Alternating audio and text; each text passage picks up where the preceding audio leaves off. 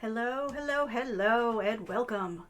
My name is Kathleen Sinnott, and I am here for you tonight on the BA Zone Live, where we're going to talk about resume tips for business analysts, or really anybody, but we're going to focus on business analysts, but a lot of these apply to anybody. So if you are thinking about maybe a new job in the new year, this would be a good one for you to pull up a chair and a nice beverage and enjoy. I'm getting sounds. Hang on, let me just make sure I get everything where it needs to be. We really don't need to be hearing me twice. There we go. Okay, that's better. Oh, that's because I forgot my headset. Oops. Well, there's a reason why I forgot my headset, and that is because unfortunately Mary can't be here again tonight. Life is just not being kind to her right now. So I'm going to step in and do this myself, but that does mean a certain amount of juggling, which you've seen before. I've already run into a problem with YouTube, so I apologize in advance to YouTube. I did set up an event, but for some reason a different event got triggered. No idea why, but I tried to juggle it, so hopefully you'll be able to find the right one. And now I'm going to check to see, because we should be, okay, so we should be coming up on Facebook in a minute. And we are good on Periscope, so we're good on that.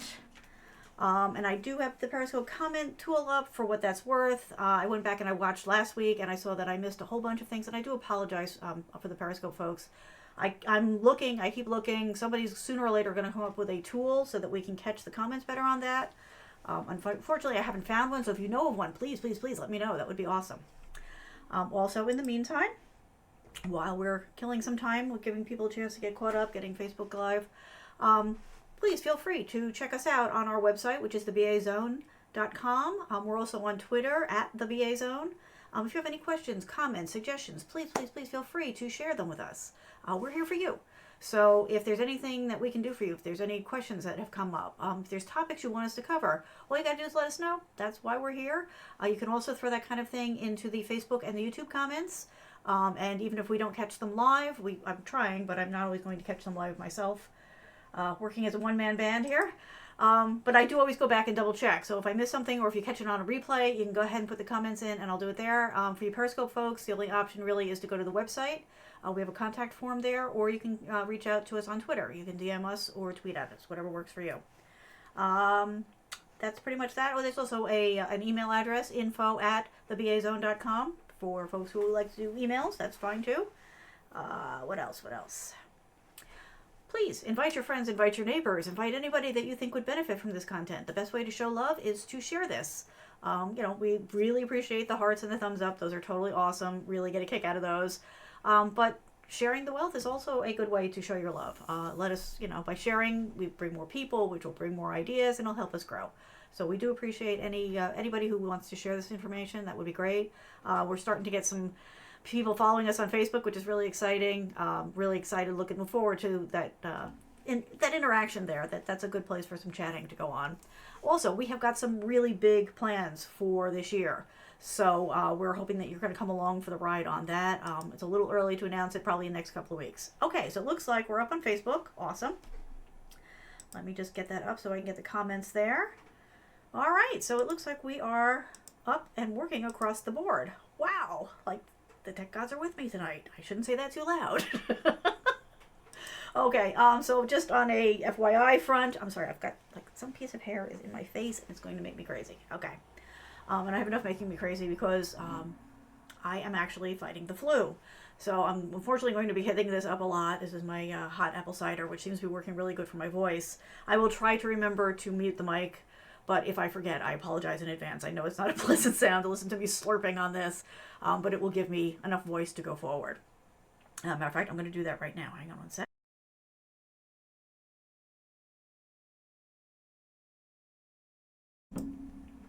Those of you who have been following my live streams know that I keep rearranging my office. I'm trying to get the setup down.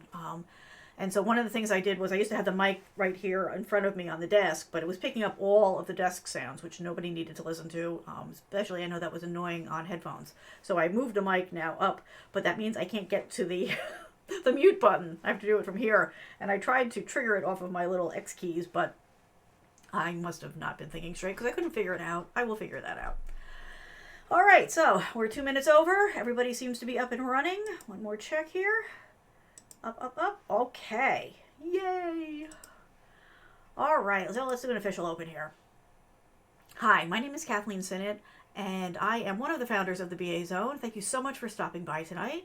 Tonight we're going to talk about resume tips and tricks for the BA looking for a job, or somebody who wants to become a BA looking for a job. Maybe you're transitioning over from sales and marketing, or maybe from maybe you've been a manager, PM, and a project manager, and maybe you now want to get into the BA side of things. Whatever. Maybe you're just looking for a job. Most of this will apply to anybody looking for a job, but if we're going to have a few things that are specific for the BAs. So feel free to throw in if you have any comments or questions.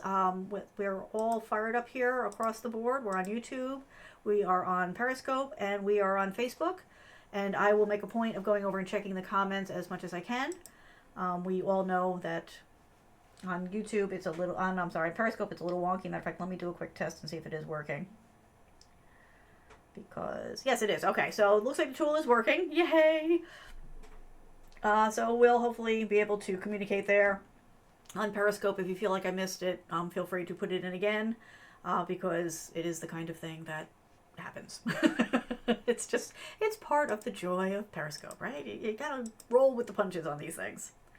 Okay, so let's dive in.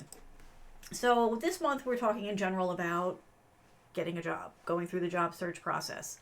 And last week, if you missed it, you can go back and catch a replay of it. But I started to talk about things like how to do the search, where to go do the search, things to look for in the job postings.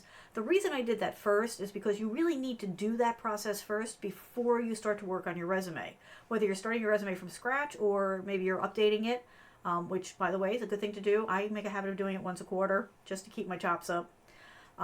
But it's important to know what people are looking for, how they're looking for it, what are the words and phrases that they're looking for, what skills are they looking for, so that you can make sure that you are including those key words and phrases in your resume.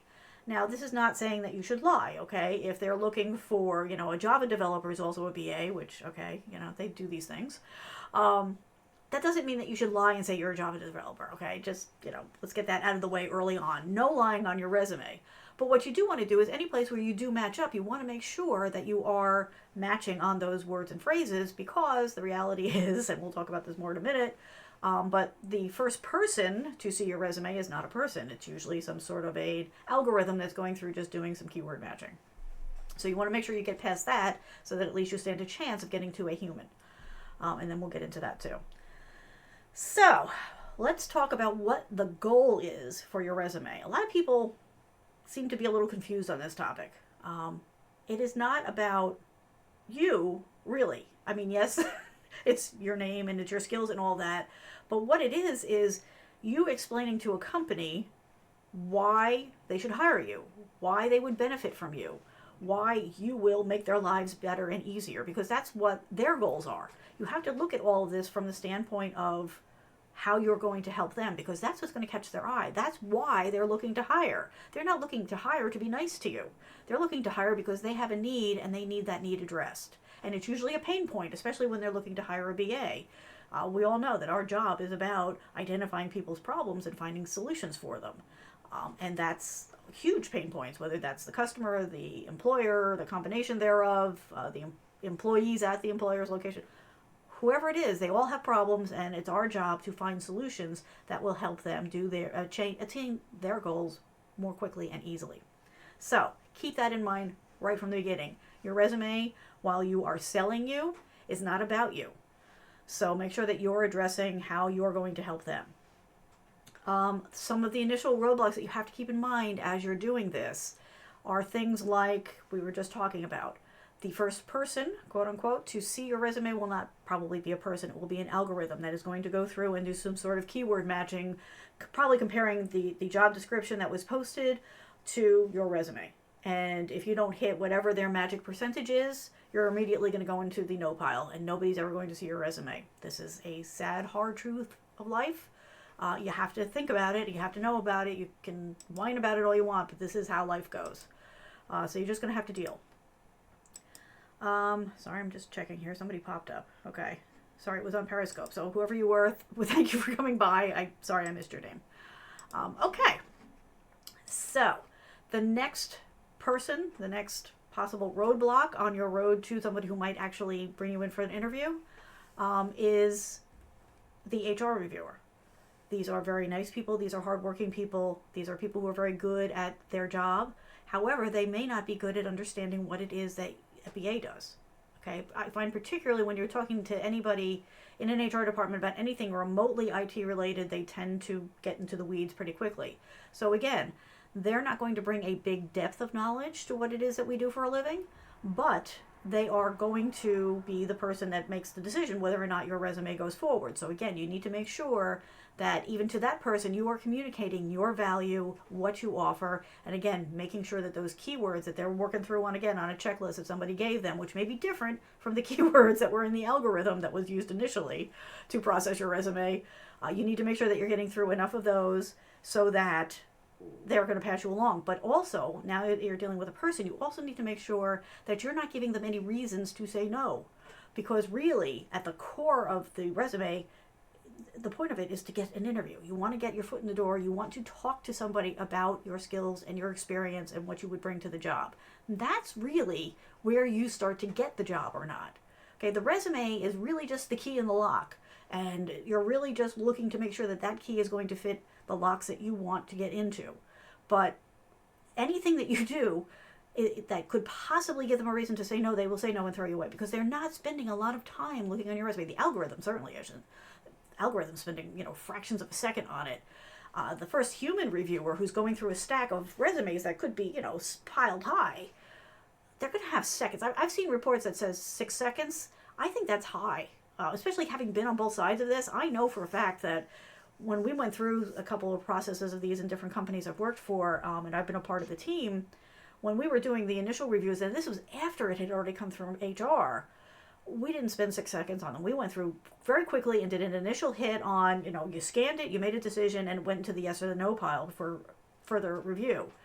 So let's talk about some of the things that you do not want to include because they could end you in the no pile before you've really gotten a chance to get vetted. Number 1, do not put your photo on your resume. I know everybody, is taking the selfies, and I know LinkedIn tries to force you into putting in your photo. By the way, you don't actually have to put your photo on LinkedIn. I know everybody tells you you're supposed to and all that, but I'm going to explain why you might not want to in a second. But regardless, do not put it on your resume. Okay, human beings are human beings are human beings, and they have not changed. While technology may have changed, and our ideas about, privacy and, selfies and all that kind of stuff has changed quickly over the past few years, the human brain has not. And what happens is when somebody sees you in person, you as a photograph, in fractions of a second, they have made decisions about you. Okay, they don't know anything about you, and they're not doing it to be mean, but they're making decisions about you. Are you too old? Are you too young? Do you look fun? Do you look weird? I mean, it just goes on and on and on. And again, we cannot like this however much we want, but it doesn't change the fact that this is the way people process, and you are dealing with people. So don't shoot yourself in the foot. Yes, eventually they're going to see your smiling face, but at that point, you're going to be there having a conversation with them. So those initial reactions that they're going to have in those first few seconds are not as important when you're physically there talking to them. But when it's on a piece of paper, it is absolutely crucial because I can tell you, right or wrong, the way that you looked and their impression of that photo could absolutely throw you in the no pile. So why risk it? It doesn't make any sense to me. I never do it. I don't let anybody do it whose resumes I work on. It's too big a risk. And again, the point is to get you in the door. So let's not do that. Number 2 on my list of things to not include on your resume is hobbies. Now, of course, yes, there is exceptions for this, okay? If you're going to work for, REI and you're a mountain climber, okay, then maybe you want to mention that you're a mountain climber on there, okay? Because it's a one-to-one match. But 99.9% of the time, putting hobbies on your resume, again, just gives them another reason for the human brain to say, no, there's something weird here. So why risk it again? There's no benefit to it. It has nothing to do with you being a BA and the skills that you're bringing to the table, your ability to do things, your experience on different projects, your success rate on different projects. It has nothing to do with the fact that, maybe you're a hunter or you like to water ski or whatever it is. Even though it may seem perfectly innocent to you, It could be a trigger for somebody else, so why flip that trigger? Doesn't serve any purpose for you. Along the same lines, not going to get into any specifics on this one, but please don't put any political statements on your resume. You would think, no, but I've actually seen this, so please, please, please don't do that. It's just, again, it doesn't serve any purpose. Okay, if you are maybe looking to get hired by a particular political group, maybe then it makes sense. Kind of feels like pandering, though, if you're going to put it on your resume. So again, focus on your skill set. Focus on your experience. Focus on what you're going to bring to the table to help them solve their problems. Leave this other personal stuff off. Along the same token, don't list whether or not you are married or single. Do not list how many children you don't have or don't have. Don't list whether or not you're engaged. None of that personal information is anybody's business, and it has nothing beneficial to the hiring process, but can work against you. Okay, so again, just don't do it.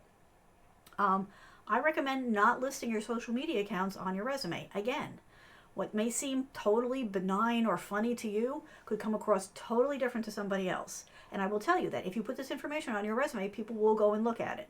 So don't put it on there to say, well, I'm not going to worry about it, because it could very well be that, yeah, okay, you may not be worried about it, but it may be exactly the reason why you don't even get in the door for the interview. So don't do that. Okay, and the other absolute big one, and I can't believe I need to say this, but I do, because just this week I had this conversation with somebody. Do not lie on your resume. It seems like a no-brainer, but evidently, panic makes people do things. So I was talking with somebody 2 weeks ago who had lost their job. That's never fun, but unfortunately it is life in this century. And they were like, oh, I found this, job posting, and, I haven't done, any of this, but I want to try it. So I'm going to change my resume to match. And I'm like, no, stop, take a breath. It's going to be okay. We're going to find you work. But I had to talk them off the ledge. Now that's one thing. Okay. Everybody panics. Everybody needs to have somebody to talk to. What really, really makes me angry, and this has happened an unbelievable amount of time to me over my career, is you are going to encounter headhunters who tell you to lie. Please, please, please do not work with these people. These are not going to help your career. They are not going to help you. Anybody who's telling you to lie on your resume, that is a gigantic warning sign that says stop, thank them, and run away, because they are not going to get you into a good situation. So don't risk your reputation on somebody else's bad decision making. It's a terrible idea. And I just had this argument with somebody like 2 weeks ago with somebody else. It's like, oh my God, no, you just don't do this. Okay. Sorry, I should probably list all of these.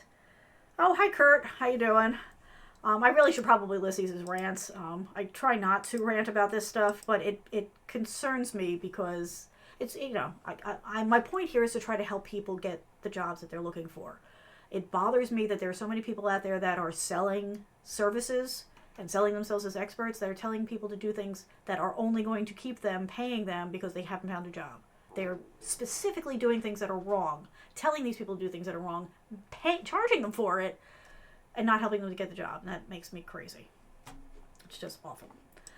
Okay, so we've covered the what not to put on your resume. Let's talk about what should be on your resume. Okay, obviously, but again, I'd make no assumptions. Got to make sure you check all the boxes. Include your full name. Okay. Put down the city and state that you are in, and that's a little U.S. centric, but apply locally as appropriate. You don't have to put your full mailing address on there. They're not going to mail you anything. Basically, the reason for doing that is so that they know when they start to look at it whether or not you are a local, or if it's a remote job, or maybe there's relocation. They at least understand what time zone you're in. So that's the only reason you want to put that in there. 1 second, I just need to, I need to sneeze. So 1 second here. I'm gonna just.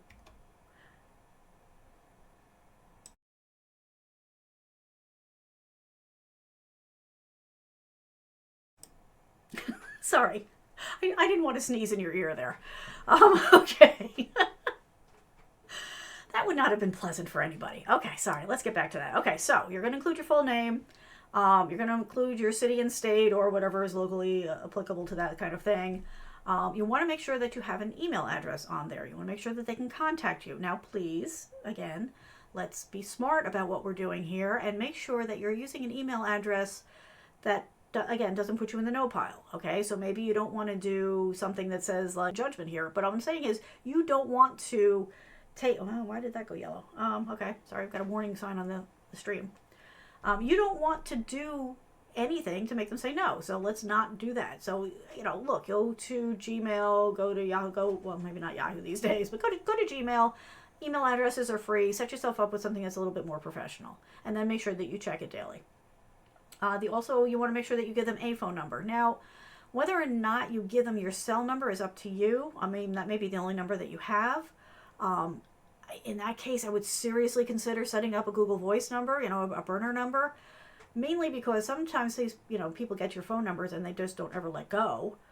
Sometimes they're going to, pester you at times when maybe you can't. Like if you're looking for a job when you have a job, you don't want your phone ringing off the hook the whole time that you're at work, being a distraction because, you're trying to work. You don't ever want to burn your current employer just because you're looking for something new.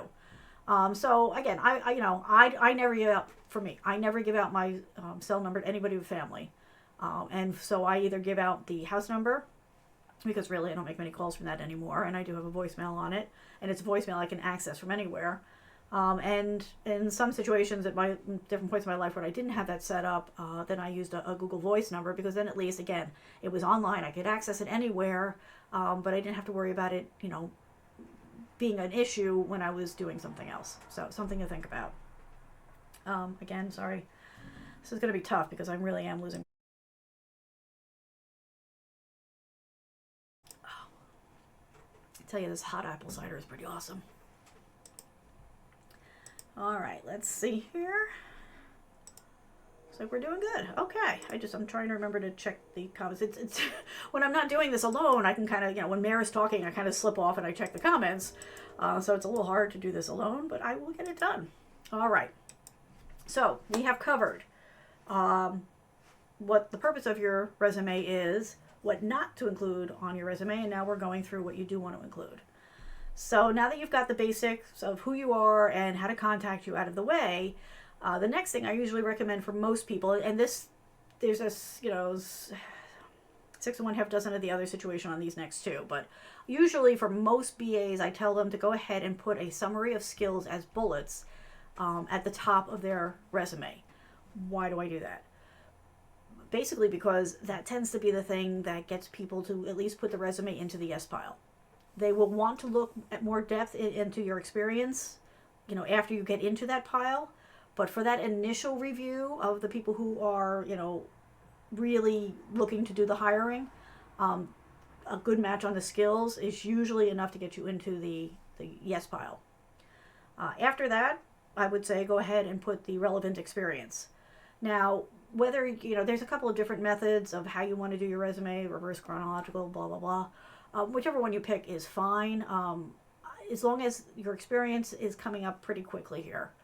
Now, if you're coming out of school, I understand it's a little bit harder, but there's still ways, and we're going to actually talk about that next week. There's ways to get experience without having experience, and we'll talk through that next week, because I know that's a big topic, especially coming out of school, or if you're looking to transition from maybe one job title into BA. But the experience section really should be next. Make sure that as you're doing it, it should be bullet points with enough text to explain things. Make sure that it is legible. Make sure there is some space. White space is your friend. We'll get into that a little bit more in a minute.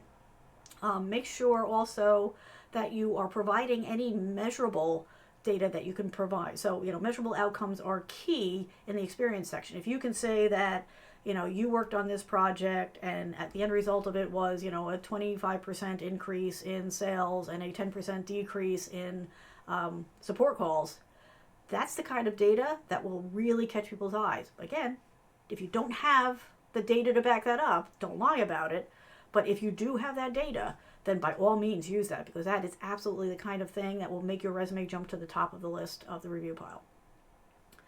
After that, you could go through and do a section just on the technology that you're comfortable with. Again, bullet points doesn't require a lot of explanation. They're either going to recognize it or not. But again, is it another good way to make it through, especially the algorithms and the HR check, because very often those are the kinds of things that they're looking at as just checklist items. Okay, and then at the end of the whole thing, I would go ahead and put your education, with a couple of caveats. It should always be last. Even if you're fresh out of school, it really should be last. You can put your degree and your, focus. Do not put dates. Do not put grades. Now, why do I say that? Dates date you. Okay? So whether it's now or 10 years from now or 20 years from now, remember, everything lives forever on the internet. And at some point you are going to want to avoid age discrimination. And keep in mind, age discrimination is just not for the older folks. It's also for the younger folks, because people are just as likely to discriminate against you for being too young as they are for being too old. Like I said, people are weird. You think, they want experience, but they don't want you to be old. I don't know how that works out, but whatever. People are funny. So make sure that you just don't put it on there. And that way it's never an issue. Same thing with grades. Nobody's impressed by your GPA once you leave school. So don't even bother. It just comes across as kind of immature. So put your degree, your area of focus, the school you graduated from, that's all fine. But no dates, no GPA. Let's see what else. Okay, so let's talk about just some more general things about your resume. Make sure that it is highly scannable. Now, that is not only just by the technology that might be scanning it for like an OCR reader or whatever, which is important. You don't want to over format your resume, because the OCR scanners may not then be able to recognize the things that they're looking for, and may treat areas of text that should have been scanned into words as graphics because of the way that you laid it out. But you also want to make sure that you've got enough white space so that the eye can comfortably rest. Now, a lot of people, they hear, your resume has to be 1 page. Don't go over 1 page. Wrong. Don't go over 2 pages. Wrong. Now, yes, it shouldn't be 50 pages, okay? But I've looked at a 10-page resume, but it was fine because everything in there was applicable and useful and well presented. Ideally, somewhere between 2 and 5 pages is probably pretty much the norm.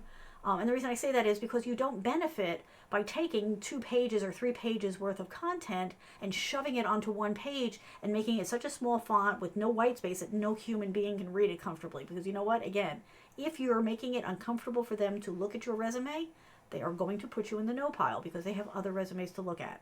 Okay, think about it like browsing, okay? If you're comparison shopping for something and you've got 15 browser tabs open, you're going to go with the one that has the cheapest price because the products are all the same across the board. And while we all know that we all bring our own special things to these jobs, when they're going through resumes, they're treating you all like Lego bricks. All of us as Lego bricks. We're all the same cog, and they're just looking to fit us into their machine. So again, leave the white space. Leave the formatting, make it clean and neat, but don't get overly graphical about it. Don't get overly carried away with your layout because you want it to work for machines and for humans. And so clean and neat is really the key there. Don't worry about listing every single job. If you've worked on a couple of different ones, obviously be honest about timelines and stuff like that, but you can also kind of roll up a few together if you just want to talk about experiences that you've had and then just explain that they were across a couple of different jobs over a certain time frame. What else? When you are doing resumes that are multi-page, please make sure that the footer contains your name and a page number, because pages get dropped. Even if they're stapled together, somebody takes them apart and then the pile gets dropped, and you don't want anybody to have to play which page matches which. You want to make it easy again. The whole goal here is to make it easy for the people who are looking at it and making these decisions so that you get moved on and hopefully get brought in for that interview.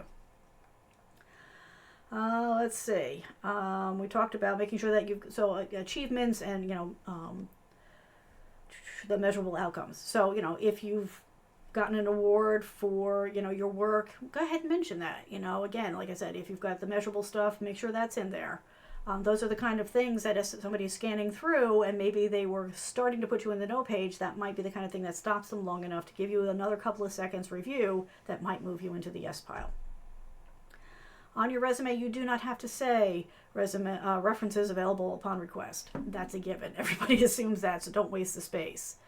That said, if you have written references, then you can go ahead and include those with the resume when you submit it if you want. But don't wantonly hand out your reference of people's names and emails and phone numbers to every place that you submit. You have to keep in mind that these are also people too, and it's not their full-time job to find you a job. They're doing you a huge favor by giving you a reference. So make sure you treat them with the right respect. Don't give out their information until you're serious about a job. And again, you are going to get headhunters, recruiters that are going to push you for that and demand you have to give it to them and insist that they're not going to submit you without it. You know what? You don't want to work with those people. I know you may feel like you're in a panic over trying to get a job, but you've got to find the right person to work with, because these people are not going to help you. And if they want you to be abusive to your references, you can be sure that they don't have a good reputation in the market anyway. So again, yes, have that information ready, be ready to give it out, at the right time, but it does not have to happen at the beginning of the process. It should not happen until you are all just about in agreement that yes, you are the right person for this job. Yes, you're interested in this job. Then you can go ahead and do it. And make sure that afterwards you do reach out to those references and thank them. Even if the company never actually gets in touch with them, which happens, always go back and thank your references, because that is a huge favor that they're doing you. Okay, what else? I'm sorry, I got to keep flipping through here. It's fine if you just want to chat amongst yourselves. I'm totally cool with that. We're just talking about resume tips, mainly focused for BAs, but really most of this covers just anybody looking for a job. So we're doing good. Excellent. Yeah, no, that's fine. Just go ahead and chat all you want. That's good. I like the sense of community. The sense of community is also important. We all help each other, right? We can all network together. That's a good thing. Networking, very important as we're looking for a job. Okay. So, those are the basic tips. So now, going through and writing your resume, you're going to want to go through it a couple of times. Have some friends look at it and, make suggestions. Have them be harsh about it. You're not looking for, mom to tell you that your writing is great. You want somebody who's going to be really serious about how you're presenting yourself and any suggestions that they might have. Please, please, please make 1,000% sure that you do not have any typos, any spelling errors, any grammatical errors. Huge problem. Please, please, please do not put 2 spaces after a period. That's a big thing for me. You hear this a lot from me, because I know that there are people out there that are teaching people to type who are still saying you're supposed to do it, but that has not been correct since the first word processor came out. So please stop doing that. And again, part of what we do is documents. So this is where the presentation of your resume is probably a little bit more important than it might be for some other positions, because you're going to be writing documents. And so they're going to be looking for all of these little details, because you're the one who's going to be writing the documents for them.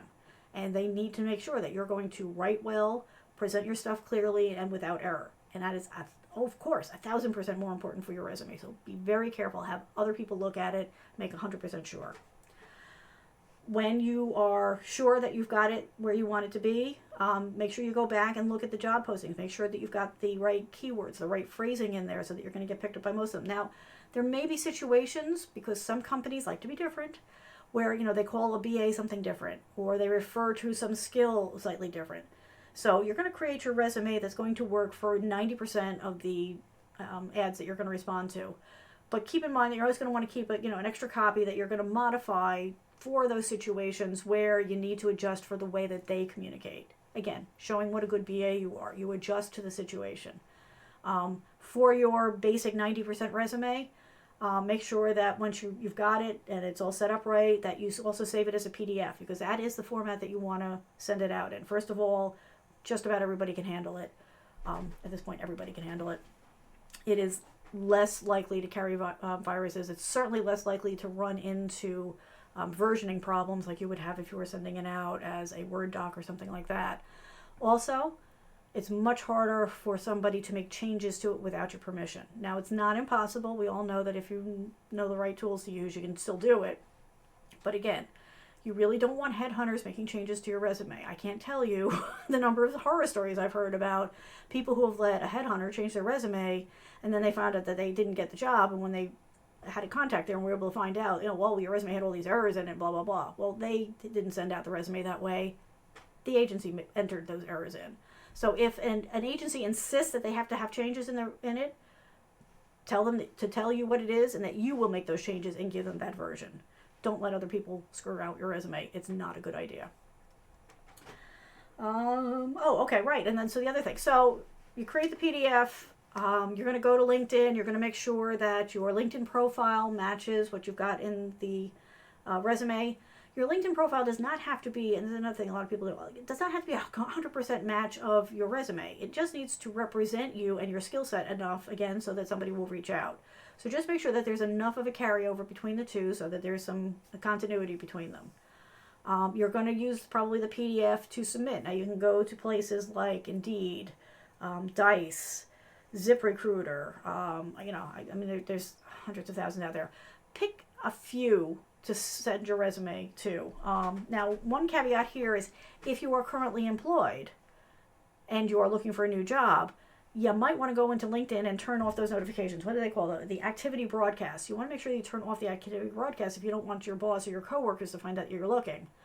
When you go into the different search engines, some of them will say that they will try to accommodate blocking your resume from certain companies if you want to specify those companies. So do keep an eye out for those if that is a concern for you. The other thing that a lot of people don't do that I think they're missing an opportunity on is that they don't put their resume up on the web, just as a website or part of your website. So if you already have a website, it's not a problem. Just create a new page, with a link to it in your navigation, and then you've got it there. If you don't, then go to something like Blogger or whatever and set yourself up. Again, make sure you pick yourself a URL that is helpful to you. Think about SEO and all that kind of stuff. This is our world. This is the data. We know how to work it to our best advantage. But for free, you can go ahead and put it there. Now, why would you want to do that? Because not everybody wants to pay the search engines. It's that simple. Some companies are not interested in, or maybe they've been paying, for months and months and not getting anybody, and so now they're going to plan B and they're just going to go and have their HR team go and search the web for resumes. So make sure that you're available in all the logical places. It costs you nothing to do this, as long as you remember to keep it up to date. And it might be another way. To be honest, lately most of my work has been coming through the resume that I have posted on my website, because that's where people do it. They're going to the website and they're searching for the skill set, and boom, I'm coming up because I'm making sure that my SEO is pretty good. So make sure that you do that. Again, it doesn't cost you anything other than a little time, but again, it will increase your odds of being found by the company that maybe will make you happy for the next 10 years or whatever, however long we can get these days. All right. I guess that's about it. Oh, okay. So there's one other thing. So the other thing to keep in mind is, in addition to a professional email address, please make sure that your voicemail is set up to be professional. Okay. No burping, no farting, no, hey, we're at the bar, greeting. Make it professional and boring until you get the next job. Okay. Or again, set yourself up with the Google Voice and send them there, and that way you don't have to worry about that kind of thing. All right, I think that covers, let me just check my list here. Oh, okay, so I did, real quick, I just want to show you a couple of examples of resumes. I just did a quick search, things to, frankly, avoid. Okay, un momento, here we go. Okay, so I blurred out things because I'm not looking to call out anybody. I'm hoping that most of these are just examples that somebody had put up. But, this thing over here, please don't bother with I'll zoom this in a little bit. Okay, all right, the photo serves no purpose. Oh, that's the other thing. There's a lot of back and forth about this one. This whole block here was this person's objectives. I don't understand the point of it. If you want to put a summary about your skills and experience, okay, although that should already be pretty high up on the page. But basically, to be perfectly frank, the companies are not interested in your objectives. They're interested in their objectives. So this, to me, is just a giant waste of time and would be a reason for somebody to toss you aside. But the other reason I wanted to bring this up here is, they have a section for certification in languages. That's fine. If you speak other languages, that's a perk. Certifications, if they apply to the work, that's fine. This is the type of thing here, the skills section that I was talking about, as far as it not being, well, first of all, it's not user-friendly, okay? Because your brain has to do too much to figure out. First of all, the spacing is terrible. The grouping here is, what part does this belong to this? Does this belong to this? It's very confusing. You have to figure out what these little lines are all about here. It's very complicated. The other problem is it's 100% useless to an OCR reader, okay? They're not going to know anything about this. They're just going to treat it like a pretty picture on your resume. You're not going to get the points for the skills or anything. This is just a waste of time, so please don't do this. Let's go to the next one. This is pretty much the same thing. This was another one, okay, please don't do the picture. This also, you don't need to say that it's your CV. They know it's your CV. Okay, you submitted it for a job. They're aware that it's your CV, it's your resume. So you don't need, again, to waste the space with the little heading that they're just going to feel like, okay, why are you telling me something I already know? This is fine. Again, I don't like the career objective. This would be much better as, a skill summary or whatever. Key strength, I would, if you're going to do key strength, I would take out this career thing because it's just a waste. The rest of this was pretty much okay, except for the fact. Okay, now let's play a little game here. Can you see why I would put this resume, if they were applying for a BA job, and I don't think this was a BA example, but can you see quickly why I would not, why this person would go right in the no pile for me? Okay, putting aside the fact that I really hate all caps and that, this layout is extremely hard to read, this is all caps, this is upper and lower. No. See that this right away, this is enough of a mistake that you would be gone, because really any mistake on your resume is a reason for them to throw you in the no pile. So this problem right here is enough to land you in the wrong spot. This is another one. I did pick all these ones with photos because I want to drive home the point. Don't do the photos. Fine. He had his name. He had, some contact information here. He has contact information nice here. He had 2 email addresses, which is a little much. He did do more of a skill summary, so that was okay here. But again, this is just another example of something that too hard, while it's laid out a little bit better, it's still too hard for a human to quickly look at and evaluate. And it is absolutely impossible for an OCR reader to go through this and put your skills in the right spot. It just wouldn't bother. Plus, you've got some really bad formatting here. So again, this would just be a reason for them to say nope. Or you might not even make it past the algorithm for it to even get turned down by a human. The algorithm might be enough to say, nope, this is not going to be a match. Okay, so this is just one more. So again, no on the photo. The other thing about this one, okay, so he had a photo here, which was a no. He had his full name, which was fine, but he didn't have any contact information up at the top. None at all. No phone number, no email address, nothing. Now, you can choose one or the other if you don't want to do both, but you have to give them some way to get in contact with you. I can't imagine spending time on my resume, sending it out, and not giving them a way to get in touch with me. But this is the kind of mistake that people make while they're feeling the pressure of looking for a new job. It's a very stressful thing. I mean, I think it's right up there with like death of a spouse and divorce. Getting a new job is a very stressful thing, and this is the kind of mistakes that people make. And you will say, oh, I would never do that. Trust me, you're going to do it because you're human too. So the other reason I brought this in here, so okay, fine, he had work at, education, certification, all that.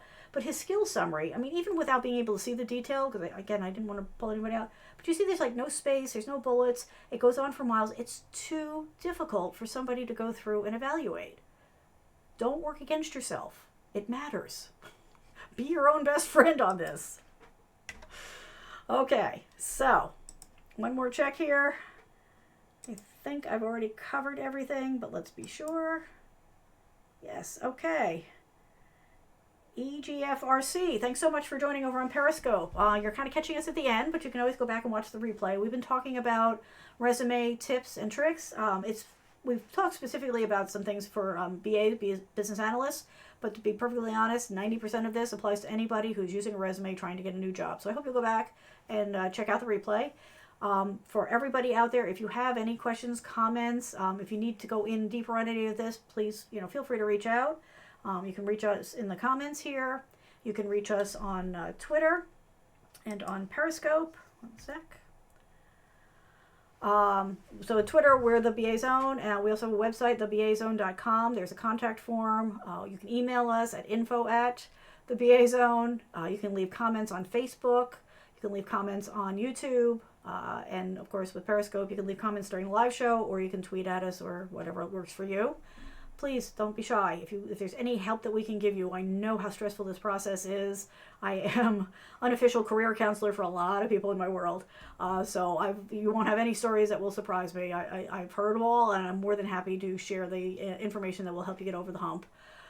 This whole month, we're talking about the job search, job hunt. So if you missed last week's where we talked about how to go and start the process, how to start to look around, see what jobs are out there, see how they're phrasing things, what skills they're looking for and all that. Please go look at that because that's a very important first step before you get to this resume step. Next week, we're going to start to dig in a little bit more about going through the interview.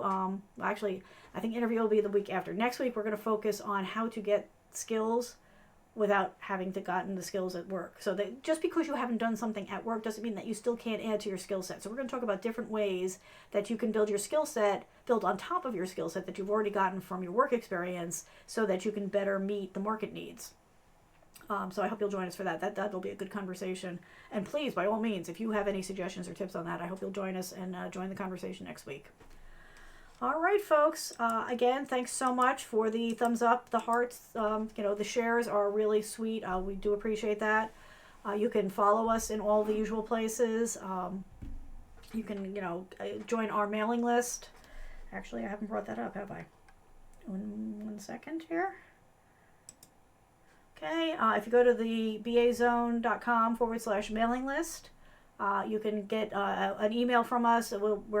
Right now we're sending out emails about our upcoming shows, but we've got big plans for this year, and the first one will probably happen sometime in February-ish time frame. So if you want to be the first ones to hear about that, please join the mailing list, and we'll make sure that you stay on top of everything. You can also follow us over on Facebook, where we're starting to build a nice little community there, and we'll definitely be taking care of everybody over there too. Okay? All right. My voice held out. That's a good thing. I hope you'll join us next week for the conversation about building on your skill set. Between here and there, don't panic. You will get the job that you're looking for. Just focus, stay concentrated, and make sure that there's no mistakes on your resume. Okay? All right, folks. Have a good one.